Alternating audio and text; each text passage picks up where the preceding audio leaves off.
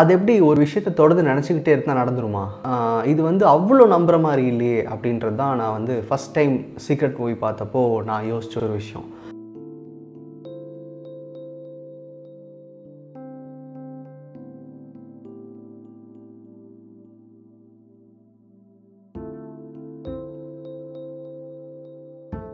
ஆனால் எனக்கு அந்த மூவி சஜஸ்ட் பண்ணவங்க நிறைய பேர் வந்து அதை ஃபாலோ பண்ணுறேன், நல்ல அவுட்கம் இருக்குதுன்னு சொன்னப்போ நான் திரும்ப அந்த மூவியை பார்த்தேன். எனக்கு 2-3 தடவை தாண்டும் போது அந்த மூவி பிடிச்சிருந்துச்சு, ஒரு ஹோப் கொடுத்துச்சு. ஆனால் இதெல்லாம் வந்து வெறும் லக்காக தான் இருக்குமோ அப்படின்னு யோசித்தேன். அப்புறம் ஒரு 1 or 2 இயர்ஸ் அதை பயன்படுத்தும் போது நிறையா விஷயங்கள் எக்ஸைட்டிங்காக நடந்துச்சு. அதாவது சின்ன தேவைகள் எல்லாம் பூர்த்தியாச்சு. அப்புறமும் வந்து எனக்கு வந்து ஒரு முழுமையான ஒரு அவுட்கம் அப்படின்றது எனக்கு அந்த சீக்ரெட் மூவியை பார்த்ததுக்கப்புறம் எனக்கு புரியலை. ஏன் அப்படின்னா நான் பாதி தான் நம்பினேன். ஏன்னா அது எப்படி ஒரு விஷயத்தை நினச்சிக்கிட்டே இருந்தால், கனவு கண்டுட்டே இருந்தால் எப்படி நடக்கும் அப்படிங்கிற மாதிரி. அப்போது எனக்கு இந்த மாதிரி ஒரு ப்ராப்பராக மார்னிங், நைட், ஈவினிங் அந்த மாதிரியெல்லாம் எனக்கு ஒரு ஸ்ட்ரக்சர்டு ப்ராக்டிஸ்லாம் ஒன்றும் தெரியாது. அதை பற்றி எனக்கு அவ்வளோ டீப்பான அண்டர்ஸ்டாண்டிங்கும் இல்லை. அவங்க சொன்ன ஒரு சில கிராட்டிடியூட் ரைட்டிங், விஷுவல் திங்கிங் இது மட்டும்தான் நான் வந்து மோஸ்ட்லி பயன்படுத்தியிருந்தேன். இது வந்து முழுக்க ஒரு மேஜிக் தான். இதனால் வந்து பெருசாக வாழ்க்கை எதுவும் மாறப்போகிறதில்ல.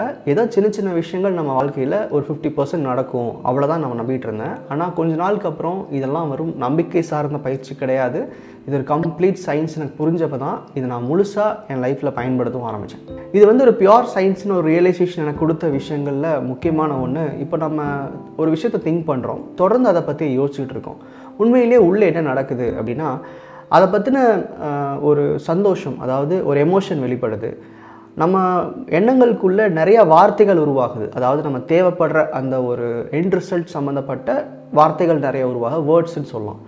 அப்புறம் ஒரு நம்பிக்கை உருவாகுது, நம்ம அதை சுற்றி இருக்கிற எக்ஸ்பெக்டேஷன்ஸ் அதிகமாகுது. நம்ம ஒரு தேவையை திரும்ப நினைக்கும் போது நமக்குள்ள அந்த பர்டிகுலர் விஷயத்தை சம்மந்தப்பட்ட வேறு கோணங்கள், அதாவது சந்தோஷமான தேவைகளை அடையிறதுக்கு உண்டான கோணங்கள் தெரிய ஆரம்பிக்குது. அப்போ ஒரு வேலையை நம்ம அடைய நினைக்கிறோம் அப்படின்னா என்னெல்லாம் நமக்குள்ளே தோன்றும், அந்த வேலை கிடைச்சா நம்ம எவ்வளோ சந்தோஷமாக இருப்போம், அப்போ அந்த வேலையை சம்மந்தப்பட்ட என்ன முயற்சிகள் நம்ம செய்யணும், அந்த வேலையை அடைஞ்சவங்க எப்படியெல்லாம் சந்தோஷமாக இருக்காங்க. இந்த மாதிரி நம்ம எண்ணங்கள் முழுக்க நமக்கு தேவையின் மேலே அதிகம் செலுத்தும் போது, அதை யோசிக்கும் போது நம்ம கான்ஷியஸ்க்கு இன்னைக்கு நிலையில் இருக்கிற எல்லா விதமான தேவைகளையும், அதாவது அன்றாட தேவைகள் இருக்கும் இல்லையா, அதை கவனிக்கிறதுல போடுற அந்த இன்ட்ரெஸ்ட்டை விட, அந்த ஃபோக்கஸை விட நம்மளுடைய அந்த எதிர்பார்ப்புக்கு உண்டான சூழ்நிலைகள் அதிகம் கண்ணுக்கு முன்னாடி காட்ட ஆரம்பிக்குது. அப்போது நம்ம சந்தோஷமாக தேடுற இல்லை எதிர்பார்க்குற ஒரு விஷயத்த நம்ம கண்ணு முன்னாடி வந்து உடனே காமிச்சிருது அப்படின்னா அதுக்கு உள்ளே என்ன நடக்கணும், உள்ளே என்ன நடந்திருக்கும் நம்ம மனசுக்குள்ளே அப்படின்றது தான் இங்கே முக்கியமான ஒரு விஷயம்.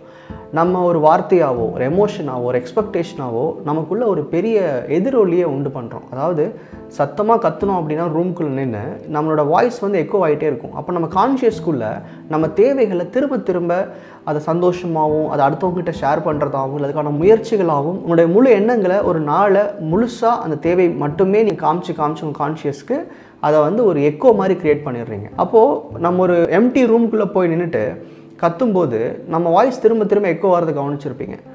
இப்போது அந்த மாதிரி நம்ம கான்ஷியஸ்குள்ளே நம்ம எதிர்பார்க்குற விஷயங்கள் வந்து மல்டிப்ளை ஆகிட்டே போகுது. நம்ம ஒரு டைம் சொல்கிறது 2, 3, 4 எக்கோ ஆகுது. நம்ம இன்னொரு டைம் திரும்ப எண்ணங்களாக காமிக்கிறோம், இன்னொரு தடவை நம்ம வந்து சந்தோஷமாக பார்க்குறோம். இந்த மாதிரி நம்மளே அறியாமல் நம்ம ஆசைப்படுற விஷயங்களை திரும்ப நம்ம கான்ஷியஸ்குள்ளே எக்கோ பண்ணிட்டே இருக்கும்போது ஆட்டோமேட்டிக்காக அது சம்மந்தப்பட்ட எண்ணங்கள் மட்டும்தான் உங்கள் நாள் முழுவதும் நிறைஞ்சிருக்குது, உங்கள் கான்ஷியஸ் முழுவதும் நிறைஞ்சிருக்குது. நீங்கள் டெய்லியும் சாப்பிடணும், வேலைக்கு போகணும், வீட்டை கவனிச்சுக்கணும், எல்லா விதமான ரொட்டீன் ஒர்க்கும் பார்த்துட்டு இருப்பீங்க. ஆனால் உங்கள் எண்ணங்களுக்குள்ளே இந்த தேவையை நோக்கின அந்த எக்கோ, அந்த எதிரொலி ஒழிச்சிக்கிட்டே இருக்குது. இப்போ சில பேர் கேட்பீங்க, நானும் என் தேவைகள் நிறையா நினைக்கிறேன், தினம் அதை சொல்லிக்கிட்டே இருக்கேன், கனவு கண்டுகிட்டே இருக்கேன், ஆனால் வந்து எனக்கு அந்த செயல் நடக்காமல் போயிடுச்சு அப்படிம்பாங்க. இதே தான் எனக்கும் அந்த சீக்ரெட்டை கற்றுக்கிட்ட அந்த நாட்களில் நான் புரிஞ்சுக்கிட்ட விஷயம். சிலது நடந்துருதே, சிலது நடக்க மாட்டேங்குது அப்படின்னு. அப்போது ஒரு சின்ன எக்ஸாம்பிள் இதை புரிஞ்சுக்கிறதுக்கு, ஒரு எம்டி ஹால்குள்ளே நின்றுட்டு நீங்கள் சத்தம் போட்டிங்க அப்படின்னா எக்கோ ஆகிட்டே இருக்கும். அதாவது நீங்கள் பேசுகிறது ரொம்ப அதிகமாக எக்கோ ஆகும், உங்களாலே திரும்ப கேட்க முடியாது. ஆனால் அந்த ஹாலில் நீங்கள் ஒவ்வொரு திங்ஸாக அடிக்கிட்டே வந்தீங்க, இல்லை வந்து அந்த ஹாலில் நிறையா விஷயங்கள் நிறச்சிக்கிட்டே இருந்தீங்க, அந்த ஹாலை வந்து முழுமையாக பயன்படுத்தக்கூடிய எல்லா பொருட்களையும் வச்சு நிறச்சிட்டிங்க அப்படின்னா நீங்கள் சத்தம் போடும்போது உங்கள் வாய்ஸ் எக்கோ ஆகாது. அந்த மாதிரி நம்ம கான்ஷியஸ்குள்ளே சில நேரங்களில் நம்ம என்ன எதிர்பார்த்துட்ருக்குறோமோ அதுக்கு எதிரான அதனுடைய அந்த எதிரொலியை குறைக்கிறதுக்கான சில விஷயங்களை கற்று வச்சுருப்போம். நெகட்டிவ் பிலீஃப்ஸ்ன்னு சொல்லலாம், லிமிட்டிங் பிலீஃப்ஸ்ன்னு சொல்லலாம், இல்லை நமக்கு ஒரு தொழில் தொடங்கணும்னு ஆசை இருக்கும், ஆனால் அது தொடங்கினா பாருங்கள் எல்லோரும் ஃபெயில் ஆயிருக்காங்கன்னு சொல்லி நாலேஜ் உள்ள வச்சுருப்பீங்க. அந்த மாதிரி நம்ம எதிர்பார்க்குற விஷயங்களுக்கு எதிர்மறையான சில பிளாக்ஸை வந்து நம்ம கான்ஷியஸ்குள்ளே அரேஞ்ச் பண்ணி வச்சுருப்போம். அதை நான் ரொம்ப லேட்டாக ரியலைஸ் பண்ணேன்.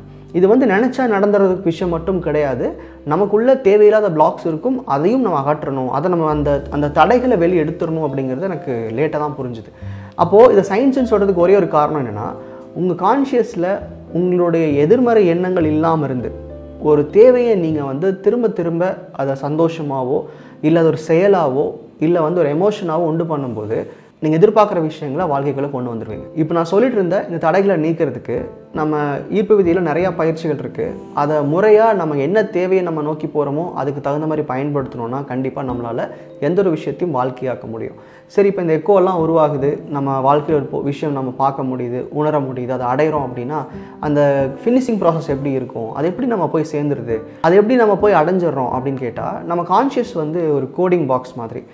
இப்போது இன்றைக்கி வரைக்கும் எனக்கு ஒரு 10,000 ரூபாய் சம்பளம் கிடைக்கிற ஒரு வேலை இருக்குது. நான் இப்போ ஒவ்வொரு மாதமும் நான் என் வேலைக்கு போகும்போது இந்த 30 நாள் நான் வேலை செஞ்சேன்னா எனக்கு 10,000 ரூபாய் சம்பளம் கிடைக்கும் அப்படிங்கிற ஃப்ரேம் ஒர்க்கில் தான் நான் வேலைக்கு போவேன். ஸோ அப்போ நான் காலையில் எழுந்திரிப்பேன், ரெடியாவேன், 9 மணிக்கு கிளம்பி போகணும், 6 மணிக்கு வரணும், மாதம் முடியும் போது 10,000 கையில் கிடச்சிரும். இதுதான் என்னுடைய ஃப்ரேம் ஒர்க், என்னோட இன்டர்னல் கோடிங்.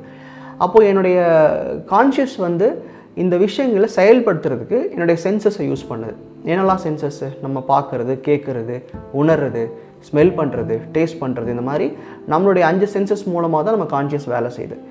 இன்றைக்கி வரைக்கும் என்னோட அந்த 1 மந்த்தோடைய அந்த எக்ஸ்பெக்டேஷன், அந்த மணி எக்ஸ்பெக்டேஷன் அப்படின்றது 10,000 ருபீஸ். இப்போ நான் வந்து உள்ள இன்டர்னலாக எனக்கு வந்து ஒரு 50,000, 60,000 இல்லை 70,000 கொடுக்குற ஒரு சம்பளம் கொடுக்குற ஒரு வேலைக்கு போகணும் அப்படின்னு நினைக்கிறப்போ உள்ளே நான் கோடிங்கை மாற்றுறேன். எப்படி? அந்த எக்கோ க்ரியேட் பண்ணுறது மூலமாக அந்த வேலையை அடையும் போது என் வாழ்க்கை எப்படி இருக்கும் அப்படிங்கிற ஒரு எக்கோவை உங்களுக்குள்ளே க்ரியேட் பண்ணுறீங்க. அப்போது உங்கள் கான்ஷியஸ் என்ன பண்ணுது? அந்த எதிர்பார்ப்புகளை எப்படி பூர்த்தி பண்ணணும் அப்படிங்கிற அந்த இன்ஸ்ட்ரக்ஷன்ஸை உங்கள் சென்சஸ்க்கு அனுப்புது. அப்போ நீங்கள் தேடும்போது இன்றைக்கு வரைக்கும் கிடைக்காத ஒரு வேலை இன்னொரு நபர் மூலமாக தெரிய வரும். இன்றைக்கு வரைக்கும் முயற்சி பண்ணால் நடக்காதுன்னு நம்பிட்டு இருந்த சில விஷயங்கள் உங்கள் கண்ணில் தெரிய வரும். அப்போ இங்கே என்ன உண்மையில் நடக்குது, என்ன சயின்ஸ் இங்கே நடக்குது அப்படின்னு கேட்டால், உங்கள் கான்ஷியஸில் நீங்கள் பார்க்க விரும்புகிறத மட்டும்தான் நீங்கள் பார்க்குறீங்க. எனக்கெல்லாம் வந்து 2 lakhsல ஜாபே கிடைக்காதுங்க, நான்லாம் என்றைக்குமே 5 லட்சம் சம்பாதிக்க முடியாது அப்படின்ற உங்கள் மனப்பான்மையை உங்களுடைய இந்த ப்ராசஸ் மூலமாக, இந்த எக்கோ மூலமாக மாற்றுறீங்க.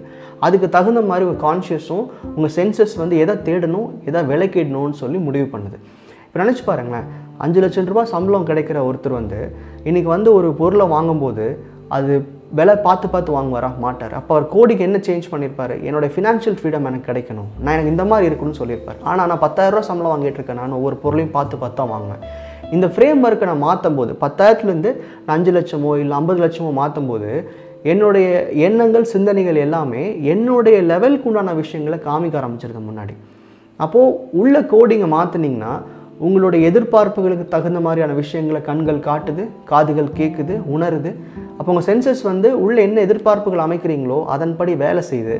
அப்போ நம்ம லைஃப்பில் ஒரு விஷயம் மேனிஃபெஸ்ட் ஆகுதுன்னா இது நம்பிக்கை சார்ந்து நடக்கிறது கிடையாது. உங்கள் கான்ஷியஸ் ஒரு கோர்வையான எண்ணங்களை உருவாக்குது. அந்த எண்ணங்களுக்கு தகுந்த மாதிரி உள்ளே வந்து நீங்கள் அந்த ப்ராசஸ் மூலமாக அந்த எக்கோ க்ரியேட் பண்ணுறீங்க.